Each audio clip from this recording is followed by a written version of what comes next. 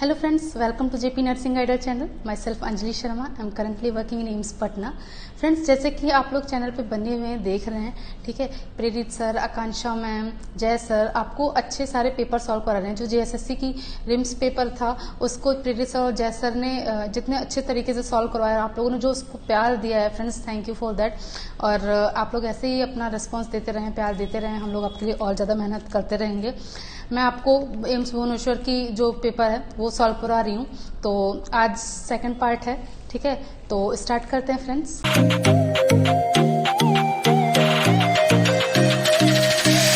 तो first question देखते हैं. The contraceptive method that also offers protection against sexually transmitted disease is latex condom use, oral contraceptive use, intrauterine device insertion, withdrawal method. तो इसका answer चला जाएगा friends ए, latex condom use. ये सब जो है कॉन्ट्रासेप्शन के गुड मेथड्स हैं, वो भी है कॉन्ट्रासेप्शन के, ठीक है, लेकिन ये एसटीडी को प्रिवेंट नहीं करते, ठीक है, एसटीडीज को ये तीनों प्रिवेंट नहीं करते, लेकिन लेटेक्स कॉन्डम यूज ये एसटीडी को प्रिवेंट करता है, ठीक है. नेक्स्ट पे आते हैं. Which of the following is incorrect with regard to bathing a baby और चाइल्ड. इसमें पूछ रहा है कि बेबी को नहलाते, बेबी या चाइल्ड को नहलाते टाइम कौन सा इनकरेक्ट है इनमें से, ठीक है. कौन सी activity. It involve topping and tailing. It is usually undertaken with bath toys. It does not have a calming effect on the babies. It offers an ideal opportunity for activities other than for their hygienic needs, ठीक है. तो first देख लेते हैं. Topping and telling मतलब ये तो बिल्कुल ठीक है, हेड टू टो आपको बाथिंग करवानी चाहिए, ठीक है. It usually undertaken with bath toys के साथ नहला सकते हैं, बिल्कुल. It does not have a calming effect on the babies. Babies पे कामिंग इफेक्ट नहीं, ये नहीं है. It offers an ideal opportunity for activities other than for their hygienic needs, ठीक है. हाँ, तो हाइजीनिक नीड के लिए बाथिंग बिल्कुल ठीक है. तो इसका आंसर सी चला जाएगा. It does not have a calming effect on the babies, ठीक है. कामिंग इफेक्ट नहीं होता है बेबीज पे, ठीक है, ये इनकरेक्ट हो जाएगा इसका. नेक्स्ट है. Which of the following is not true regarding the birth weight of a newborn. First option है birth weight less than 5% of normal on the day of birth requires further investigation. Next है typical birth weight of newborn is between 2.7 kg to 4 kg.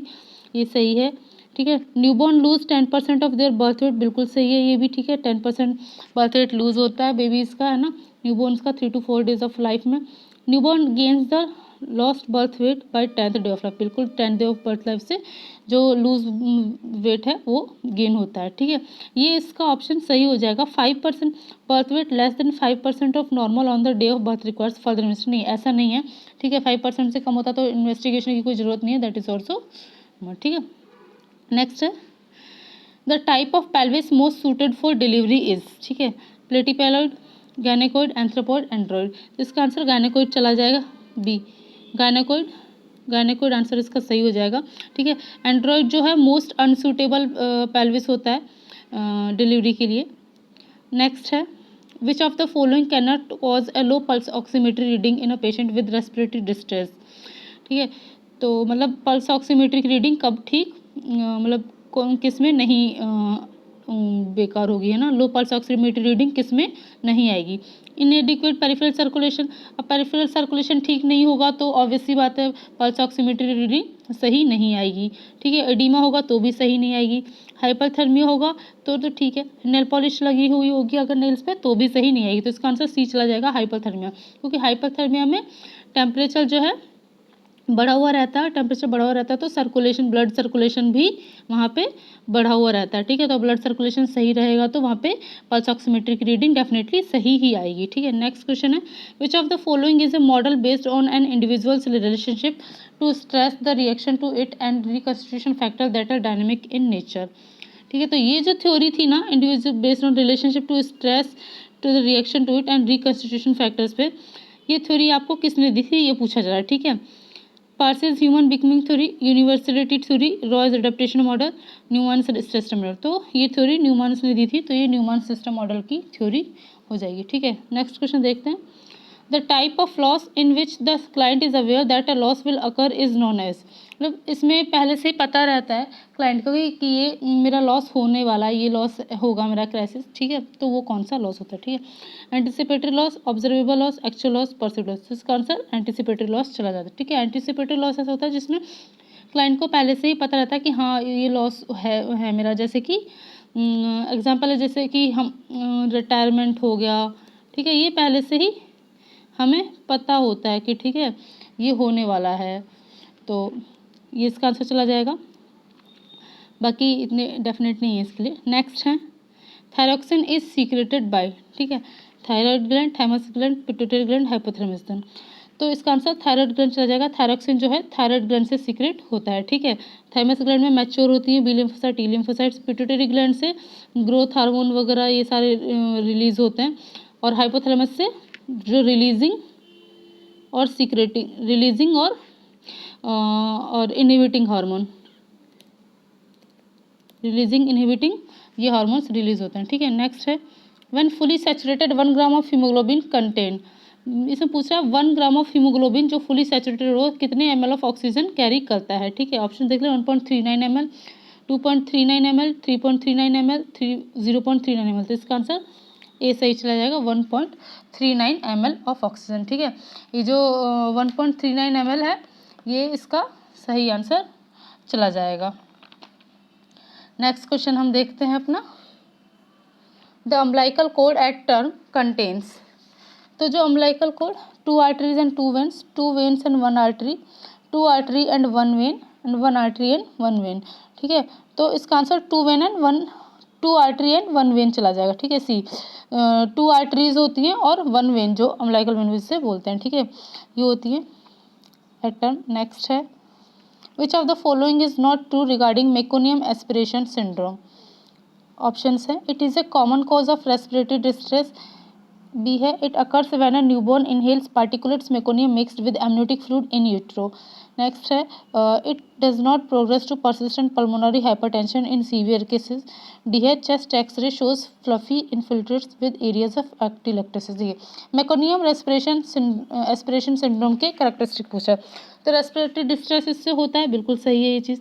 It occurs when a newborn inhales particular meconium, तो ठीक है meconium जो है newborn ये inhale कर लेता है फीटस जब यूट्रस में होता है तो होता है उसकी वजह से, बिल्कुल सही है। It does not progress to persistent pulmonary hypertension in severe cases, जब भी मेकोनियम एस्पिरेशन होता है तो जो पल्मोनरी रिलेटेड जितने भी सिम्टम्स हैं वो सारे आएंगे, ठीक है। तो ये आपका आंसर सही हो जाएगा क्योंकि इसमें बोल रहा है do not progress two percent, बिल्कुल करेगा, पल्मोनरी हाइपरटेंशन सीवियर केसेस में हो सकता है, ठीक है। नेक्स्ट है fluffy infiltrates in area of atelectasis x-ray में बिल्कुल दिखता है, ठीक है। तो इसका सी आंसर सही चला जाएगा। नेक्स्ट है an aged client with diabetes mellitus complain of a painless peripheral loss of vision is at risk for, ठीक है।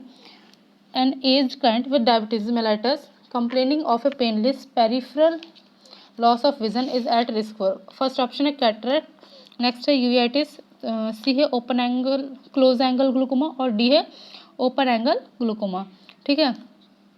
तो इसका आंसर चला जाएगा फ्रेंड ओपन एंगल ग्लूकोमा, ठीक है, डी आंसर इसका सही चला जाएगा क्योंकि कैटरेक्ट होता है ब्लड विजन, ठीक है, ये नहीं होता है इसमें डायबिटीज मेलाइटिस में, है ना, ब्लड विजन ये नहीं होता। ओपन एंगल ग्लूकोमा के जो डायबिटीज मेलाइटिस है उसको सबसे ज़्यादा ये रिस्क होता है, ठीक है, अगर पेनलेस हो रहा है, क्योंकि ओपन एंगल ग्लूकोमा में पेन नहीं होता है, क्लोज एंगल ग्लूकोमा में एक्यूट पेन होता है, ठीक है, मेडिकल एमरजेंसी भी बोलते हैं, ठीक है। जो क्लोज एंगल ग्लूकोमा होती है वो मेडिकल एज एक मेडिकल एमरजेंसी भी होती है, ठीक है, एमरजेंसी। यूवीआईटिस जो है, यूवीआईटिस अपना होता है आपका आई का मिडिल लेयर होती है, आई की मिडिल लेयर, आई की इन्फेक्शन, ठीक है, ये यूवीआईटिस हो जाता है।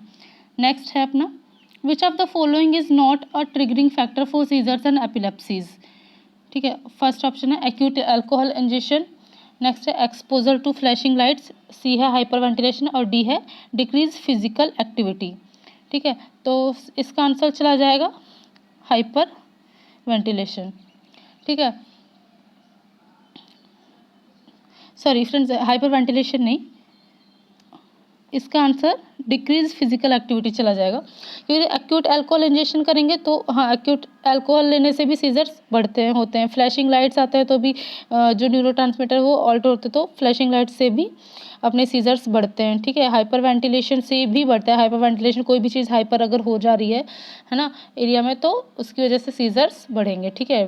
फिजिकल एक्टिविटी भी अगर बढ़ेगी तो सीजर्स बढ़ेंगे। फिजिकल एक्टिविटीज़ में लिख रहा है डिक्रीज होती है, ठीक है, तो सीजर्स इसमें बढ़ते नहीं है, उल्टे कम होते हैं, ठीक है। नेक्स्ट क्वेश्चन है अपना, which hepatitis is often seen as outbreak in camps and institutions. Hepatitis A, hepatitis C, hepatitis G, hepatitis B. तो इसका आंसर ए, हेपेटाइटिस ए सही चला जाएगा। क्यों? क्योंकि हेपेटाइटिस ए जो है वो फीको ओरल रूट से फैलता है, ठीक है, फीको ओरल रूट से इसका ट्रांसमिशन होता है। बाकी ये जो है ये अपने जैसे एसटीडीज होती हैं, तो सेक्सुअली ट्रांसमिटेड डिजीज़, या फिर ना ब्लड इन्वेस्टिगेशन, या फिर पोस्ट ट्रांसफ्यूज़न से जैसे हेपेटाइटिस सी जो है तो पोस्ट ट्रांसफ्यूज़न से सबसे ज़्यादा होता है। तो इसका आंसर हेपेटाइटिस ए चला जाएगा, क्योंकि कैंप्स है, इंस्टीट्यूशंस हैं, उनमें खाने पीने की चीज़ें ज़्यादा मिलती है, तो फीको ओरल रूट से इसका ट्रांसमिशन होता है, तो वहाँ पे सबसे ज़्यादा चांसेस होते हैं कि ये ट्रांसमिट हो सके। नेक्स्ट है अपना, which of the following not a value essential for a professional nurse as per American Association of Clinical Nurses. Human integrity, dependence, social justice, integrity. देखो, ह्यूमन डिग्निटी बिल्कुल होनी चाहिए, ठीक है, सोशल जस्टिस बिल्कुल होना चाहिए, है ना, जस्टिस करना चाहिए, इंटीग्रिटी बिल्कुल होनी चाहिए, डिपेंडेंस किसी पे नहीं होनी चाहिए। एक नर्स जो है उसको इंडिपेंडेंट होना चाहिए, ठीक है, इंडिपेंडेंस होनी चाहिए। नेक्स्ट है, fortification of food with specific nutrients such as salt with iodine is an example of secondary prevention, primary prevention, primordial prevention and tertiary prevention. Fortification of specific food, तो इसका answer primary prevention चला जाएगा। देखो, secondary prevention में क्या होता है, early diagnosis and treatment, ठीक है, early diagnosis and treatment, screening वगैरह, ये सेकेंडरी प्रिवेंशन में आ जाता है। प्रीमोडियल प्रिवेंशन में आता है विदाउट रिस्क फैक्टर, ठीक है, जहाँ पे रिस्क फैक्टर प्रेजेंट नहीं है उससे पहले प्रिवेंशन कर देना, दैट इज प्रीमोडियल प्रिवेंशन। और प्राइमरी प्रिवेंशन होता है रिस्क फैक्टर है जहाँ पे, मतलब हमें पता है ये रिस्क फैक्टर है, फिर उससे प्रिवेंट करना। तो इसमें यही पूछ रहा है कि ना, फोर्टिफिकेशन हम कर रहे हैं फूड का, तो अगर आयोडीन कम है तो हमें पता है उससे गोइटर हो सकता है, थायराइड की डिजीज हो सकती है, तो हम वो प्रिवेंट कर रहे हैं, पहले से हमें रिस्क फैक्टर पता है इस वजह से। और टर्शरी प्रिवेंशन होता है रिहेबिलिटेशन, ठीक है, रिहेबिलिटेशन, ठीक है, डिजीज़ हो गई उसके बाद में अब उसको रिड्यूस करना, ठीक है, उसकी जो डिफॉर्मिटीज़ हैं उनको रिड्यूस करना, कम से कम प्रॉब्लम हो पेशेंट को वो करना, ठीक है। नेक्स्ट है अपना, Max Weber is known to the development of the theory of, ये लास्ट फर्स्ट पार्ट में भी हमने बताया था सारे, उस दूसरी तरीके से ये क्वेश्चन पूछा गया है यहाँ पे, ठीक है। तो मैक्स वीबर ने कौन सी थ्योरी दी थी ये इसमें पूछा गया, तो transformational leadership, bureaucratic management, humanistic management, scientific management. मैंने आपको पहले कल लास्ट पार्ट में भी बताया था आपको कि ब्यूरोक्रेटिक मैनेजमेंट मैक्स वीबर ने दी थी, ठीक है। नेक्स्ट चलते हैं हम, Which of the following is not true about universal precautions in healthcare system? Reducing level of contact with blood and body fluids, maintaining confidentiality of known carriers, aiming at reducing cross infection, assuming that all blood and body fluids are safe. ये बिल्कुल सही है, ठीक है, level of contact body fluid से ये तो हम करेंगे, ठीक है। इसमें पूछ रहा है नॉट ट्रू, तो कॉन्फिडेंशियलिटी बिल्कुल मेंटेन करके, एमिंग एट रिड्यूसिंग बिल्कुल ये भी सही है, assuming that all blood and body fluids are safe, ये हम नहीं एज्यूम कर सकते कि सेफ है, ठीक है, बल्कि यूनिवर्सल प्रिकॉशन में ये आता है कि हमें जितने भी ब्लड बॉडी फ्लूइड्स जितने भी इक्विपमेंट्स हैं हमें सब ये मान के चलने की that all are unsafe and you have to follow universal precautions, ठीक है, आपको ग्लव्स पहनने हैं, ठीक है, और सेफ्टी मेजर्स सारे आपको मेंटेन करने हैं। नेक्स्ट है, which of the following is not an adverse effect of morphine, morphine का एडवर्स इफेक्ट नहीं है ये पूछ रहा है, ठीक है, तो यूफोरिया है। नेक्स्ट है respiratory stimulation, nausea and histamine. देखो, मॉर्फिन क्या कॉज करता है ना, मॉर्फिन मेन है मॉर्फिन का कि ये रेस्पिरेटरी डिप्रेशन कॉज करता है, ठीक है, ये तो हमें सबको पता है कि ये जो मॉर्फिन है रेस्पिरेटरी डिप्रेशन कॉज करता है, तो ये ऑप्शन रेस्पिरेटरी स्टिमुलेशन ये बिल्कुल सही हो जाएगा कि रेस्पिरेटरी स्टिमुलेशन तो ये कॉज कर ही नहीं सकता। ठीक है, बाकी और भी देख लेते हैं। हाँ, ये सेडेशन की तरह भी यूज़ करता है, तो थोड़ा यूफोरिया आपको कॉज करता है, बिल्कुल नोजिया कॉज करता है, हिस्टामिन रिलीज भी करवाता है, लेकिन रेस्पिरेटरी स्टिमुलेशन ये बिल्कुल नहीं करवाता।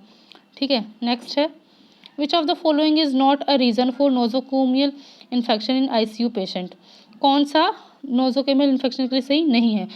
कॉन्टैक्ट विद अदर पेशेंट, बिल्कुल इसकी वजह से हो सकता है nosocomial infection. Immuno compromise state of patient, immuno compromise है अगर पेशेंट तो भी हो सकते हैं nosocomial infection, cross infections. Frequently subjected to invasive procedure, अगर फ्रिक्वेंटली इन्वेजिव प्रोसीजर हो रहे हैं तो भी हो सकते हैं। Decrease length of stay in ICU, बिल्कुल ये सही ऑप्शन चला जाएगा, क्योंकि ICU में अगर पेशेंट की स्टे बढ़ती अगर ज़्यादा है तो इन्फेक्शन होने के चांसेस है, मतलब अगर ICU में पेशेंट ज़्यादा देर तक रहेगा तो इन्फेक्शन के चांसेस ज़्यादा है। अगर कम है, हम लेंथ कम कर रहे हैं ICU में, डेजेस कम डेजेस के लिए रख रहे हैं, तो नोजोकोमियल इन्फेक्शन होने के चांसेस कम होते हैं। ठीक, नेक्स्ट क्वेश्चन है which of the following is not true about sleep. तो फर्स्ट ऑप्शन हो गया it consist of REM and non REM sleep. Next है sleep cycles are controlled by the suprachiasmatic nucleus. C है most growth hormone are produce during stage 3rd and 4 of sleep. Last है dreams come during non random sleep, non REM sleep. ठीक है, तो इसका answer पूछा है not true about the sleep. ठीक है, तो देखो स्लीप होती है, जो एक स्लीप साइकिल होती है, स्लीप साइकिल 90 to 120 मिनट्स की होती है एक स्लीप साइकिल। ठीक है, और एक स्लीप साइकिल में 3 to 4 स्टेजेस होती हैं। ठीक है, 3 to 4 स्टेजेस होती हैं, मेनली 4। ठीक है, तो अब इसमें ये बिल्कुल ठीक है ना, जो एक स्लीप है REM जो है rapid eye movement, and non REM non rapid eye movement sleep है। इसके एक स्लीप साइकिल के 2 पार्ट होते हैं, rapid eye movement, non rapid eye movement. तो ये बिल्कुल सही है, 2 फेजेस होते हैं। Sleep cycles controlled by the suprachiasmatic nucleus, बिल्कुल सही है, सुप्राकाइस्मेटिक जो न्यूक्लियस है वो स्लीप को अपने कंट्रोल करता है। फिर मोस्ट ग्रोथ हार्मोन्स है 3rd to 4th stage of sleep में सीक्रेट होता है, बिल्कुल सही है। जो ड्रीम्स हैं non REM non rapid eye movement sleep में आते हैं, ये बिल्कुल गलत है, तो ये इसका ऑप्शन सही चला जाएगा। ठीक है, जो नॉन REM है उसमें नहीं, REM के 3rd फेज में आपके ड्रीम्स आते हैं। 3rd फेज में नॉन REM जो स्लीप है इसमें आपको ड्रीम्स नहीं आते हैं। ठीक है, जो ड्रीम की REM जो है रैपिड आई मूवमेंट की जो 3rd स्टेज होती है, 3rd स्टेज में ड्रीम्स आते हैं। नेक्स्ट है which of the following will not be observable in a client with right hemispheric stroke. अब देखिए राइट हेमिस्फेरिक स्ट्रोक पूछा, तो राइट हेमिस्फेरिक स्ट्रोक में जितना भी होगा वो लेफ्ट साइड के जितने भी होंगे सिम्टम्स वो सारे सही होंगे, राइट साइड का खराब नहीं होगा। तो फर्स्ट ऑप्शन है इम्पल्स कंट्रोल डिफिकल्टी, बिल्कुल होगा। ठीक है, loss of death perception, left side left जो अपना माइंड वो अपना परसेप्शन कंट्रोल करता है, तो ये भी सही है। ठीक है, राइट हेमिप्लेजिया यानी लैक ऑफ अवेयरनेस, हाँ अवेयरनेस को ये कंट्रोल करता है लेफ्ट साइड अपना, तो ये भी बिल्कुल ये है, ये भी होगा। राइट हेमिप्लेजिया नहीं हो सकता, लेफ्ट साइड हेमिप्लेजिया होता है। ठीक है, लेफ्ट हेमिप्लेजिया होता है। ठीक है, लेफ्ट साइड के जितने भी सिम्टम्स हैं वो आएंगे, लेफ्ट साइड जो भी कंट्रोल करता है वो खराब होंगे, ये राइट हेमिप्लेजिया नहीं हो सकता। ठीक है, नेक्स्ट है which of the following does not contribute to the function of innate immunity. इसमें पूछ रहा है कौन सा इनमें से इनेट इम्यूनिटी को कंट्रीब्यूट नहीं करता। Epithelial layer of body surface, ये इनेट इम्यूनिटी का पार्ट है। पेप्टाइड डिफेंसिन, ये भी इनेट इम्यूनिटी का पार्ट है। जो म्यूकस है एपिथेलियल, ये भी फर्स्ट लाइन डिफेंस है, इनेट इम्यूनिटी का ही पार्ट है। तो ग्रेन्युलोसाइट्स, जो ये ऑप्शन सही हो जाएगा। ठीक है, जो ग्रेन्युलोसाइट्स हैं ये इनेट इम्यूनिटी का फंक्शन नहीं है। ठीक है, नेक्स्ट है which of the following is not true about nursing informatics. It is not a multidisciplinary science practice, it is specific to nursing and nursing practice. C है Graves and Corcoran's provide the first definition. D है it is not to be equated with the generic form term informatics. ठीक है, तो इसका first A option ये सही चला जाएगा, it is not a multidisciplinary science practice. ठीक है, क्योंकि जो नर्सिंग इंफॉर्मेटिक्स है ये मल्टी डिसिप्लिनरी साइंस प्रैक्टिस का ही पार्ट होता है, ठीक है। Nursing through nursing practice specific होती हैं, बिल्कुल सही है। ग्रेव्स एंड कॉर्कॉन ने ये आप इसकी फर्स्ट डेफिनेशन दी थी, ये भी बिल्कुल सही है। It is not to be equated with the generic term informatics, ये भी सही है, ठीक है। तो इसका फर्स्ट ऑप्शन सही चला जाएगा क्योंकि ये मल्टी डिसिप्लिनरी साइंस प्रैक्टिस का पार्ट होता है। नेक्स्ट है अपना small for gestation age and large for gestation age infants है polycythemia because of hypocalcemia, hypoglycemia, hypoxia और हाइपोथैलेमो।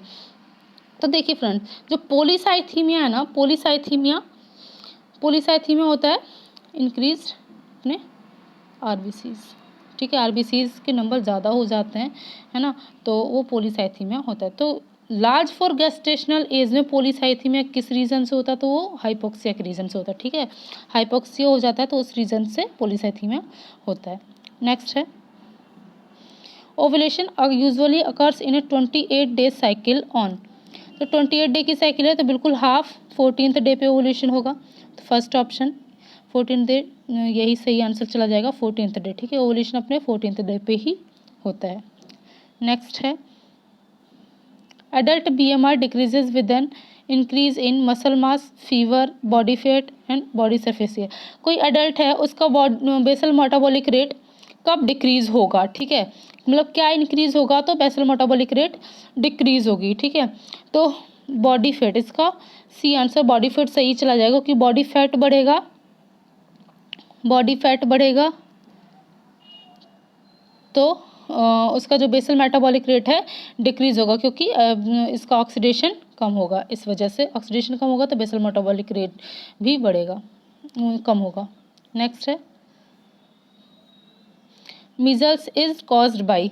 तो measles Nipah virus, rubeola virus, Hendra virus and निमो virus. तो मीजल्स अपने रूबेला वायरस से होता है, ठीक है। निमो वायरस से अपने नीमोकोकल होता है ना, निमोनिया हो सकता है, ठीक है। रूबियोला वायरस से अपने मीजल्स होता है, ठीक है। निपा वायरस से निपा डिजीज होती है। नेक्स्ट है एंटीबॉडीज आर प्रोड्यूस्ड बाई, ठीक है। तो फर्स्ट ऑप्शन है NK सेल्स, नेक्स्ट है न्यूट्रोफिल्स एंड सी है T लिम्फोसाइट और D है B लिम्फोसाइट्स, ठीक है। तो एंटीबॉडीज़ जो है अपना B लिम्फोसाइट्स से प्रोड्यूस है, ठीक है। जो न्यूट्रोफिल्स हैं अपने किसी इन्फेक्शन वगैरह में बढ़ जाती हैं, ठीक है। जो स्मॉल सबसे ज़्यादा नंबर में बढ़ती हैं, सबसे ज़्यादा बढ़ती वो है न्यूट्रोफिल्स है, ठीक है। T लिम्फोसाइट्स जो हैं ये सेल्स को पहचानने में अपनी सेल्स को मदद करती है, जैसे T हेल्पर सेल है, जैसे T helper cell, CD4 cell, ठीक है। ये तो इसका ऑप्शन डी सही चला जाएगा। तो B लिम्फोसाइट से वो एंटीबॉडीज़ बनाती हैं। Next question which of the following is incorrect about स्वॉट एनालिसिस फॉर डिसीजन मेकिंग, ठीक है। तो S इज़ फॉर स्ट्रेंथ, सही है, S स्ट्रेंथ के लिए होता है, W वीकनेस के लिए होता है। ये बिजनेस मैनेजमेंट का है, ठीक है। जैसे बिजनेस है मैनेजमेंट में तो उसमें स्वॉट किस लिए यूज़ किया जाता है, वो है अपॉर्चुनिटीज़ के लिए। T इज़ फॉर टाइम, ये बिल्कुल सही ऑप्शन चल जाएगा। T टाइम के लिए नहीं, T थ्रेट के लिए यूज़ होता है, ठीक है। थ्रेट के लिए क्या, देखो S is for strength, strength मतलब हम जो भी हमारी कंपनी है या फिर जो भी मैनेजमेंट हम करें, जैसे कंपनी है हमारी, हमें हमारी स्ट्रेंथ्स पता होनी चाहिए कि स्ट्रेंथ्स क्या है, वीकनेसेस भी पता होनी चाहिए, हमें अपॉर्चुनिटीज़ भी पता होनी चाहिए कि क्या अच्छी अपॉर्चुनिटी हो सकती है ना, हम अपॉर्चुनिटीज़ को ग्रैब करने की हमें हमारे पास पता होना चाहिए।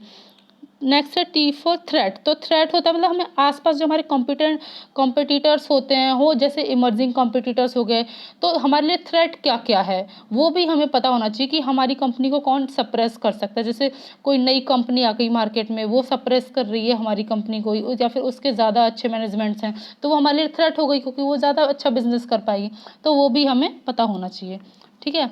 तो ये लास्ट जो है T इज़ फॉर टाइम, ये सही हो जाएगा ऑप्शन। नेक्स्ट जो अपना the communication in which managers interact with managers, physician and group of people in the other department in organization who are not at the same level in the hierarchy as them is called, ठीक है। अब जैसे इसमें जो managers हैं वो manager से भी इंटरेक्ट हो रहा है, ठीक है, मैनेजर्स है वो मैनेजर से भी इंटरेक्ट हो रहा है, फिजिशियन से भी इंटरेक्ट हो रहा है, ठीक है, ग्रुप ऑफ पीपल से भी इंटरेक्ट हो रहा है, बाकी अदर डिपार्टमेंट से भी इंटरेक्ट हो रहा है, मतलब ये एक जो है सबसे इंटरेक्ट हो रहा है। तो ये कौन सी कम्युनिकेशन में आएगा, फर्स्ट है vertical communication, second horizontal communication, C diagonal communication और डी है अपवर्ड कम्युनिकेशन। तो इसका ऑप्शन सी सही चला जाएगा, क्योंकि डायगोनल कम्युनिकेशन होता है एक पर्सन या फिर कोई किसी से भी, कोई भी किसी से भी इंटरेक्ट हो रहा है, ठीक है, मैनेजर से फिर कोई भी, सब लोग एक दूसरे से कोई किसी से भी इंटरेक्ट हो रहा है, that is diagonal communication. Vertical communication होता है कि कोई भी जो लोअर लेवल वाले जो स्टाफ हैं वो अपने हायर लेवल ऑफ स्टाफ से इंटरेक्ट होते हैं। हॉरिजॉन्टल कम्युनिकेशन होता है अपने पैरेलल में, ठीक है, मतलब जो अपने लेवल के स्टाफ हैं उन्हीं के लेवल के स्टाफ में ही इंटरेक्ट होते हैं, जैसे मैनेजर टू मैनेजर। तो इसका आंसर सी सही चला जाएगा। नेक्स्ट है अपना, which of the following is not true about mastitis. तो first option, it is an infection of connective tissue of the breast, बिल्कुल सही है।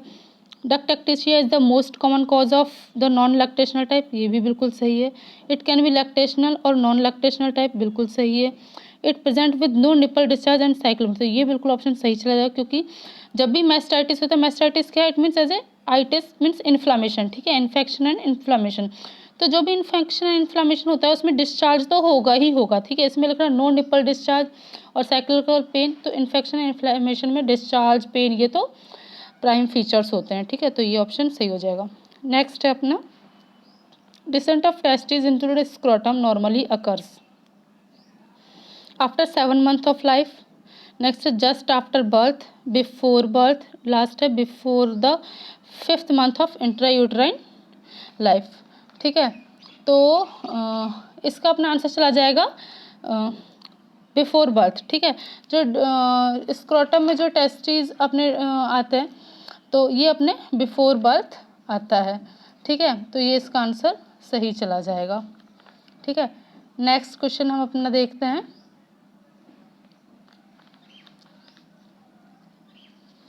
थोड़ा सा वेट कर लीजिए फ्रेंड्स, ठीक है, थोड़ा सा टेक्निकल इश्यू हो गया है। नेक्स्ट है, the largest synovial joint in the body is. First option है द नी जॉइंट, बी है द शोल्डर जॉइंट, सी है the ankle joint and D है द रिस्ट जॉइंट। तो इसका आंसर ए सही चला जाएगा। लार्जेस्ट साइनोवियल जॉइंट पूछा, ठीक है, साइनोवियल जॉइंट जो कि जैसे हिंज जॉइंट होता है ना, प्लेन साइनोवियल जॉइंट, इसके भी टाइप होता है, साइनोवियल जॉइंट के भी, plane synovial joint, hinge joint. तो नी जॉइंट जो है लार्जेस्ट साइनोवियल जॉइंट होता है। शोल्डर जॉइंट जो बॉल एंड सॉकेट जॉइंट में आता है, ठीक है, बॉल एंड सॉकेट जॉइंट में आता है, ठीक है, ये भी आते तो साइनोवियल जॉइंट में, लेकिन जो नी जॉइंट है ये आपका लार्जेस्ट साइनोवियल जॉइंट होता है। नेक्स्ट है the most common causative agent of rheumatic fever is streptococcus pyogenes, actinomyces viscosus, listeria monocytogenes, mycobacterium kansasii, ठीक है। तो रूमेटिक फीवर स्ट्रेप्टोकोकस से होता है, ठीक है, स्ट्रेप्टोकोकस प्राइम इसका जो कॉजेटिव एजेंट होते हैं। नेक्स्ट है, ठीक है, एक्टिनोमाइसिटिस विस्कस, ठीक है। तो फ्रेंड्स आज का अपने क्वेश्चन यही थे, ठीक है, तो होप आप लोगों को अच्छे लगे होंगे क्वेश्चंस। तो फ्रेंड्स बने रहिए हमारे चैनल पे और क्वेश्चंस सॉल्व करते रहिए, आपको हम और क्वेश्चंस करवाते रहेंगे। इसका जो 3rd पार्ट है वो भी बचा हुआ है, वो हम नेक्स्ट वीडियो में लेके आएंगे, ठीक है। तो फ्रेंड्स इन पे फोकस करें, अपनी प्रिपरेशन को अच्छे से रखें, ठीक है। We are not done yet and hope for best friends, वे हमारा कोटेशन जो, और all the best, thank you.